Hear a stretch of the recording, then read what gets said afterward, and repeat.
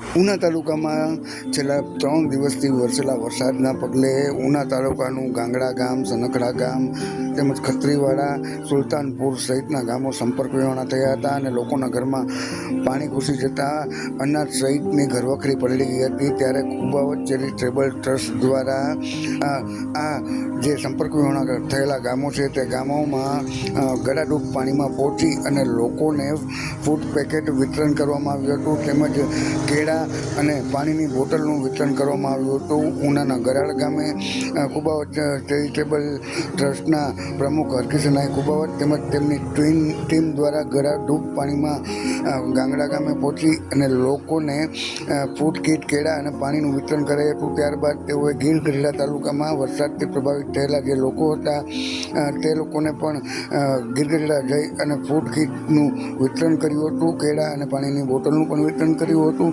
ત્યારે ખાસ વાત કરવામાં આવે તો માનવ સેવા એ પરમ સેવા ને સાર્થક કરતું આ કુબાવત ચેરિટેબલ ટ્રસ્ટ છે। ત્યારે કુબાવત ચેરિટેબલ ટ્રસ્ટ પોતાના જીવના જોખમે ગળાડૂબ પાણીમાં લોકો સુધી પહોંચી અને લોકોનું ને ફૂડ કીટ વિતરણ કરી હતી।